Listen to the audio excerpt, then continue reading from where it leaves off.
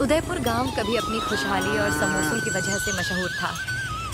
सुबह होते ही गलियों में तेल की छन-छन, आलू मटर की खुशबू और गरम-गरम समोसों की आवाज गूंजने लगती। कोई मूंग दाल का समोसा बेचता, कोई पनीर वाला, तो कोई खास मसालेदार उदयपुरी समोसा। गांव के लोग हंसते खेलते शाम को चाय के साथ समोसे खाते और सुकून से रहते थे। लेकिन एक दिन सब बदल गया। उस दिन के बाद एक एक करके सारे समोसे वाले अपने ठेले लगाना बंद कर गए। रात होते ही गांव में अजीब खामोशी छा जाती। कहा जाने लगा कि अंधेरे में एक भूत समोसे लेकर घूमता है। वह हर घर के सामने रुकता, समोसों की ऐसी खुशबू फैलाता कि दिल मचल जाए। जिसने भी वो खुशबू सूंघ ली, उसका मन रुकता नहीं। वह बाहर निकल आता और फिर कभी वापस नहीं आता। अब हाल ये था कि लोग सूर्य ढलते ही दरवाजे बंद कर लेते। कोई रात में बाहर कदम रखने की हिम्मत नहीं करता। इन्हीं दिनों रोहित शहर से अपने गांव लौटा। घर पहुंचते ही उसने माँ से कहा, माँ, बहुत भूख लगी है, कुछ अच्छा सा बना दो। ठीक है बेटा, आज देसी घी में मटन बनाती हूँ, तुझे बहुत पसंद आएगा। वाह माँ, तब तक मैं गांव में पुराने दोस्तों से मिलाता हूँ। गांव की गलियों में कदम रखते ही रोहित की यादें ताजा हो गईं। थोड़ी दूर पर उसके दोस्त मिल गए। एक दोस्त हंसकर बोला, अरे रोहित, कितने सालों बाद आया है यार, तुझे देखकर बड़ा अच्छा लगा। अब क्या गांव में ही रहने वाला है क्या? लगता तो वही है। माँ भी अकेली रहती है, इसलिए अब यहीं कोई धंधा खोलूंगा। तभी एक दोस्त ने आसमान की ओर देखा और घबराकर बोला, चलो भाई, शाम होने वाली है, जल्दी घर चलते हैं। अरे इतनी जल्दी क्यों? चलो कहीं घूम आते हैं। नहीं भाई, गांव में रात को बाहर घूमना मना है। पर क्यों? रात को भूत घूमता है समोसे लेकर, गलती से भी बाहर मत आना। इतना कहकर सारे दोस्त तेजी से अपने अपने घरों की ओर चल पड़े। रोहित वहीं खड़ा सोचता रह गया लगता है दोनों मजाक कर रहे थे। और रोहित भी घर की ओर निकल पड़ा। घर पहुंचते ही रोहित सीधे माँ के पास आकर बोला, माँ, मैं अभी दोस्तों से मिलकर आया हूँ। वो लोग अजीब अजीब बातें कर रहे थे। कह रहे थे रात को बाहर मत निकलना, कोई भूत है। माँ का चेहरा पल भर में उतर गया। हाँ बेटा, ये बात सच है। क्या माँ, तुम भी मानती हो? ये सब अंधविश्वास है। नहीं बेटा, ये सच है। हमारे गांव में सच में एक भूत है। रात को समोसे लेकर निकलता है।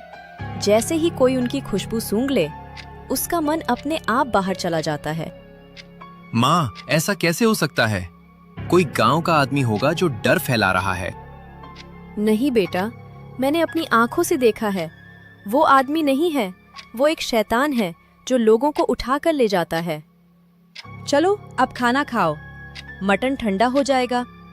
दोनों चुपचाप खाना खाने लगे, लेकिन रोहित के दिमाग में वही बातें घूम रही थीं।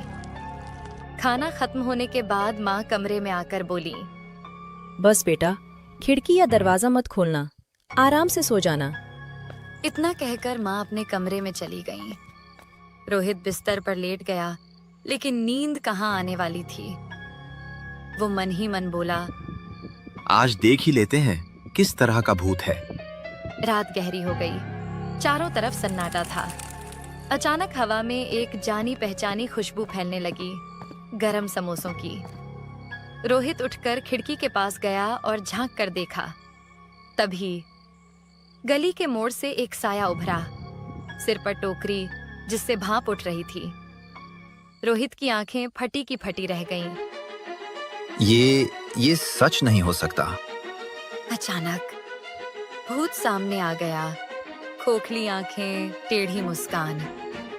भूत गहरी आवाज में बोला, आओ आओ, गर्मा गर्म समोसे लाया हूँ, बस एक बार जल्दी बाहर आओ।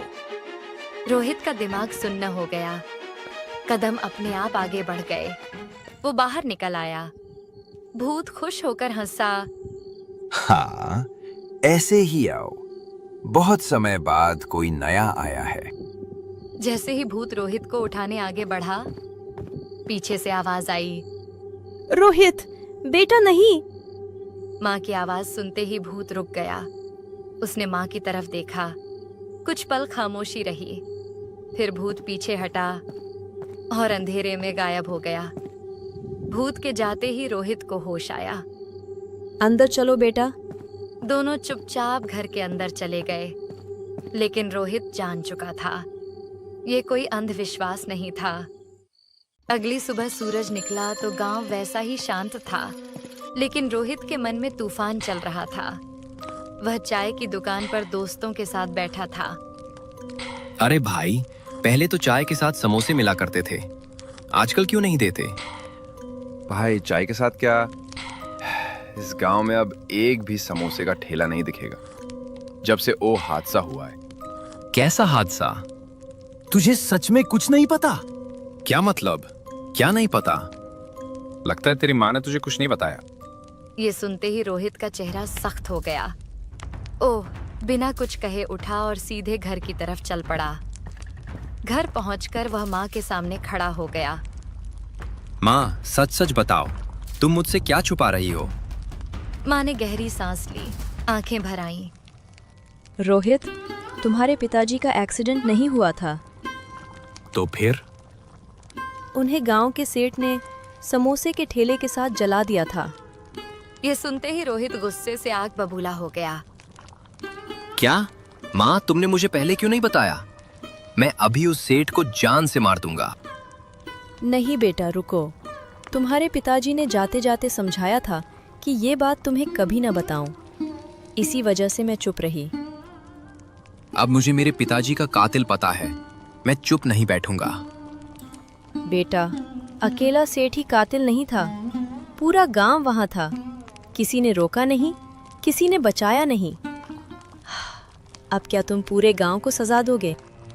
रोहित कुछ कहना चाहता था, लेकिन शब्द नहीं निकले। तुम्हें कुछ करने की जरूरत नहीं है, तुम्हारे पिताजी सब कर लेंगे। रोहित चौंका। ये क्या मतलब हुआ माँ? जो तुमने रात को देखा था वो कोई और नहीं, तुम्हारे पिताजी ही हैं। ये सुनते ही रोहित के पैरों तले जमीन खिसक गई। इसीलिए कल रात उन्होंने मुझे कुछ नहीं किया। उसने अब ठान लिया था। पिताजी, अब चिंता मत कीजिए, अब हम दोनों मिलकर आपका बदला लेंगे। रोहित का खून खौल रहा था। माँ से सच जानने के बाद उसके कदम सीधे गांव के सबसे बड़े सेठ के घर की ओर बढ़ गए। सेठ अपने आंगन में बैठा था। जैसे ही उसकी नजर रोहित पर पड़ी, वह थोड़ा चौंका, लेकिन चेहरे पर घमंड की परछाई साफ थी। रोहित की आंखें गुस्से से लाल थीं। वह दहाड़ते हुए बोला, सेठ, 10 साल पहले तुमने जो किया था उसकी सजा तुम्हें जरूर मिलेगी। अब बस तैयार रहना। सेठ ने रोहित को ऊपर से नीचे तक देखा और बोला, तो तू रतन समोसे वाले का बेटा है? इतना आसान नहीं है बेटा। अगर तू मेरे रास्ते में आया तो अपने बाप की तरह तुझे भी मरवा दूंगा। सिर्फ 2 दिन है तुम्हारे पास, जितना जीना है जी लो। अब तुम्हारे जाने का वक्त आ चुका है। इतना कहकर रोहित वहां से चला आया, लेकिन उसके दिल की आग और तेज हो चुकी थी। घर लौटते वक्त रास्ते के किनारे उसे कुछ जला हुआ दिखा। वह रुक गया। पास जाकर देखा तो दिल जोर से धड़क उठा। वो एक जला हुआ समोसे का ठेला था। ये तो यादों की बाढ़ आ गई। यही तो उसके पिताजी का ठेला था। पास ही एक बूढ़ा आदमी बैठा था, आंखें उसी ठेले पर टिकी हुई थीं। रोहित उसके पास गया। काका, क्या ये ठेला मैं ले जा सकता हूँ? बेटा, इस जले हुए ठेले को लेकर क्या करोगे? रहने दो, ये मेरे दोस्त की आखिरी निशानी है। काका, ये आपके दोस्त की ही नहीं, मेरे पिताजी की भी आखिरी निशानी है। क्या? तुम रोहित हो? हाँ काका, अब मैं उस सेठ से पिताजी का बदला लूंगा और इस गांव में यही समोसे का ठेला फिर से शुरू करूंगा। ये सुनते ही बूढ़े के चेहरे पर उम्मीद चमक उठी। बेटा, अगर तूने ऐसा कर दिया तो मेरी आखिरी इच्छा पूरी हो जाएगी। मैं इस ठेले को फिर से चलते हुए देखना चाहता हूँ।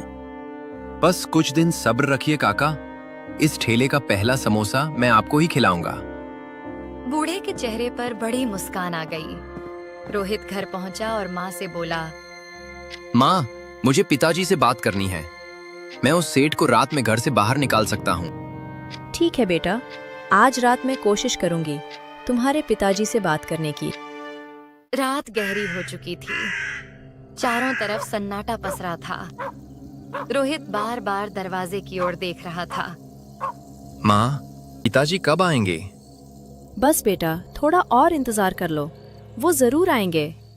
कुछ ही पल बाद हवा में वही जानी पहचानी खुशबू फैलने लगी, गरम समोसों की महक। रोहित की आंखें चमक उठी। माँ, लग रहा है पिताजी आ गए हैं, चलो। दोनों जल्दी से घर के बाहर आए। सामने वही भूत खड़ा था, हाथ में समोसों की टोकरी। जैसे ही उसने माँ बेटे को देखा, टोकरी अचानक गायब हो गई। भूत गहरी आवाज में बोला, कमला। ये सुनते ही माँ की आंखों से आंसू बहने लगे। माँ ने खुद को संभालते हुए कहा, रतन, रोहित तुम्हारी मदद करना चाहता है। वो आज उस सेठ को घर से बाहर ले आएगा। पिताजी, मेरी एक शर्त है। आपको सारे गांव वालों को माफ करना होगा। जो उस दिन वहां थे वो अब मर चुके हैं। आज के गांव वाले निर्दोष हैं। भूत कुछ पल चुप रहा, फिर उसका चेहरा बदलने लगा और वह रतन के असली रूप में आ गया। ठीक है रोहित बेटा, मैं सिर्फ उस कातिल सेठ को मारूंगा। उसके बाद मुझे मुक्ति मिल जाएगी। तो चलिए पिताजी, अभी जाते हैं। दोनों सेठ के घर पहुंचे। रोहित ने बाहर से जोर से आवाज लगाई, ओ सेठ, बाहर आओ। मुझे सबूत मिल चुके हैं। तुमने कई लोगों की हत्या की है। मैं तुम्हें पुलिस के हवाले करने वाला हूँ। ये सुनते ही सेठ डर के मारे बाहर आ गया। सामने रोहित और एक साया खड़ा था। सेठ डरते हुए बोला, रोहित, ये भूत आज तुम्हें कुछ क्यों नहीं कर रहा? तभी वह साया अपने असली रूप में आ गया। सेठ की आंखें फटी की फटी रह गईं। तो रतन, तुम भूत बनकर गांव वालों को मार रहे थे? हाँ, और अब तुम्हारी बारी है। इतना कहकर रतन ने सेठ को उठाया और जंगल की ओर ले गया, जहां इंसाफ उसका इंतजार कर रहा था। रात का सन्नाटा टूट चुका था। रोहित सेठ के घर से लौटकर आया तो माँ बाहर ही खड़ी उसका इंतजार कर रही थी। माँ, हमने पिताजी का बदला ले लिया। माँ की आंखों में खुशी और राहत एक साथ छलक आई। तभी अचानक हवा ठंडी हो गई। सामने रतन खड़े थे, शांत, मुस्कुराते हुए। कमला, रोहित, अब अच्छे से रहना। मेरा समय पूरा हो चुका है। पिताजी। लेकिन इससे पहले कि वह कुछ और कह पाता, रतन हवा में घुलते चले गए और हमेशा के लिए अदृश्य हो गए। अगली सुबह सूरज एक नई उम्मीद लेकर निकला। रोहित ने अपने पिताजी के जले हुए ठेले को अच्छे से नया बनाया और ऊपर बड़े अक्षरों में लिखा था, रतन समोसे वाला।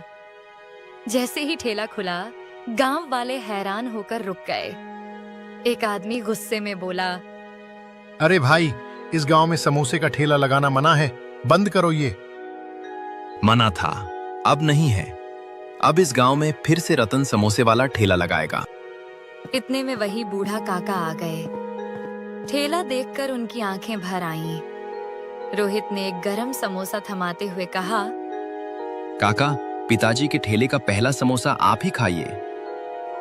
काका ने कांपते हाथों से समोसा लिया, कौर किया और खुशी का ठिकाना नहीं रहा।